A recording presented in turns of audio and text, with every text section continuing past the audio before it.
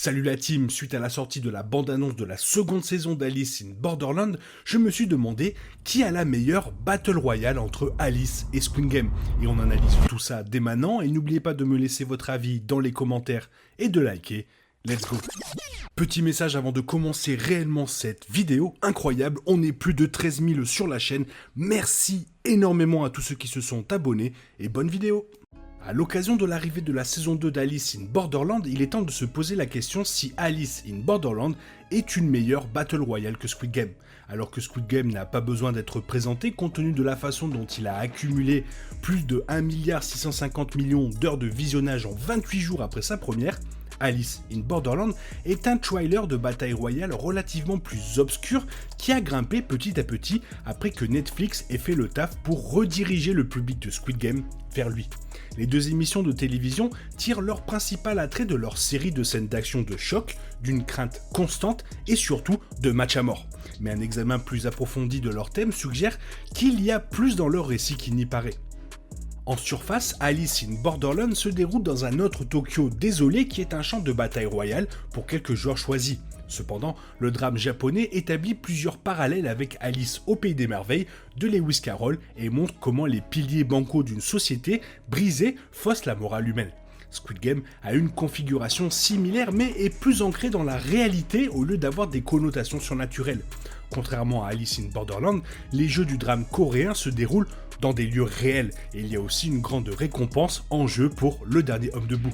Avec de nombreuses similitudes, les deux émissions semblent presque à égalité en ce qui concerne leur facteur de divertissement. Et puisque les deux s'élèvent bien au-dessus de leurs scènes d'action violentes et laissent les téléspectateurs avec de nombreuses questions qui suscitent la réflexion, les deux séries sont indéniablement essentielles au genre.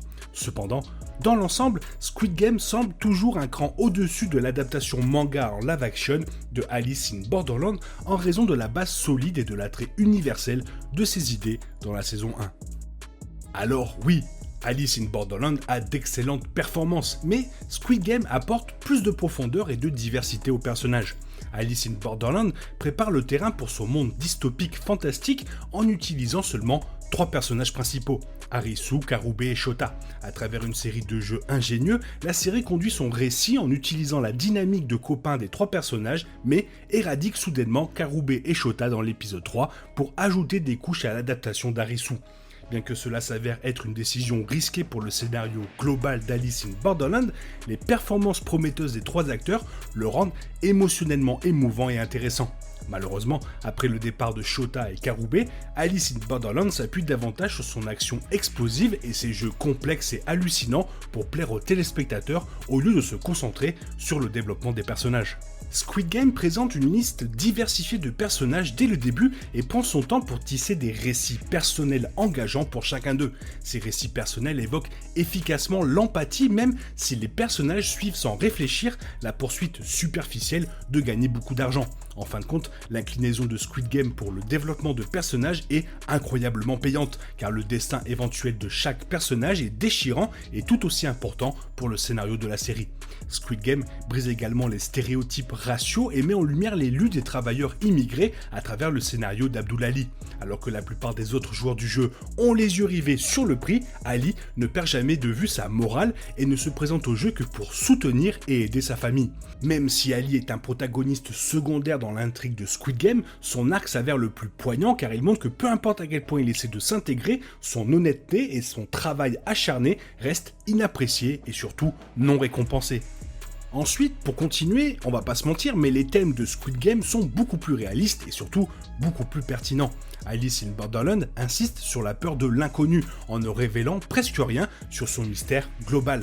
Dans sa première saison, il établit seulement qu'il y a des forces surnaturelles invisibles derrière sa construction du monde et ses jeux. Et les humains n'ont créé que des sous-systèmes dans son monde surnaturel pour donner un sens à leur environnement ambigu. Alors que les éléments surnaturels restent entourés de mystères tout au long de la première saison, les sous-systèmes humains ont des nuances politiques intrigantes. Alice in Borderland aborde également d'autres thèmes plus profonds entourant les traumatismes et l'isolement, mais il ne parvient qu'à en gratter la surface lors de sa première saison. En revanche, la popularité de Squid Game peut être attribuée à ses allusions réelles à la disparité des classes et au capitalisme. En utilisant la satire, Squid Game fait allusion à l'impact négatif du capitalisme sur les sociétés modernes, en particulier sur ceux qui appartiennent aux classes à faible revenu. Ces personnages perdent souvent de vue leur moralité et leur sens de la justice, tout en poursuivant le grand prix du jeu de 45 milliards de won, ce qui les rend beaucoup plus faciles à comprendre que ceux d'Alice in Borderland, car la cupidité et le classicisme prévalent même dans le monde réel. L'exploration par Squid Game des idées anticapitalistes n'est pas aussi méticuleuse et narrativement inventive que celle des classiques coréens vénérés comme par exemple Parasite et Snowpiercer. Mais sa représentation violente de la guerre des classes frappe néanmoins en plein visage. Alors oui, les jeux de Alice in Borderland sont hyper intelligents, mais ceux de Squid Game beaucoup plus immersifs. Alice in Borderland comprend des jeux de haut niveau qui exigent généralement l'intellect et la force des personnages. Ceci donne un avantage injuste aux personnages à l'esprit vif comme Harisu et aux athlètes comme Usagi. Étant donné que les jeux de Squid Game sont basés sur des divertissements de terrain de jeu réels, la plupart d'entre eux sont facilement compréhensibles et semblent équitables pour tous les personnages. Par exemple, le tir à la corde dans Squid Game semble initialement injuste car il est considéré comme un jeu basé sur la force. Cependant, la simple tournure stratégique du vieil homme pour battre une équipe beaucoup plus forte prouve que les jeux de l'émission donnent à chaque joueur une chance égale de gagner. Pour ces raisons, les jeux d'Alice in Borderland sont amusants à regarder, mais Squid Game, c'est beaucoup plus immersif. Alors que Squid Game met l'accent sur la dynamique globale de tous les participants, Alice in Borderland s'appuie sur les rebondissements pour captiver avec ses jeux. Cela donne à Squid Game le dessus, car ces jeux simples mais fascinants ont toujours un but dans l'intrigue globale de la série. Soit ils forcent les personnages dans des situations où ils ne peuvent pas s'empêcher de travailler en équipe, soit ils les mettent dans des circonstances désastreuses où ils agissent par impulsion et trahissent leurs propres amis pour survivre. Alors, après tout ça, qu'est-ce qu'on peut en conclure? Malgré quelques trous et incohérences évidents dans l'intrigue, Squid Game l'emporte sur Alice in Borderland en raison de la gravité et de l'urgence de son sujet. Les deux émissions ont de nombreuses similitudes au début, mais dérivent dans des directions polaires dans leur seconde moitié. Alors que Squid Game s'en tient au drame émotionnel qu'il introduit dans ses premiers épisodes et transforme brillamment la nostalgie de l'enfance en quelque chose de terrifiant, Alice in Borderland mélange son drame post-apocalyptique avec beaucoup trop de scènes d'action exagérées et perd son charme dans la poursuite de faire monter les enchères avec force à chaque jeu de survie. Cependant, la réponse de savoir quelle est la meilleure série peut être subjective dans ce cas, car elle se résume à ce que recherche le téléspectateur. Alice in Borderland a plus un attrait d'adaptation d'animé en live action en raison de ses histoires de personnages manga, de ses mystères surnaturels et de ses paysages urbains surréalistes de Tokyo. Pendant ce temps, Squid Game donne un aperçu de la culture coréenne et reste émotionnellement résonnant tout au long de son exécution sans compromettre la qualité de ses jeux. Dans l'ensemble, les deux émissions ont leur propre attrait et s'amélioreront probablement au cours de leur prochaine saison, mais Squid Game semble être le grand gagnant pour le moment.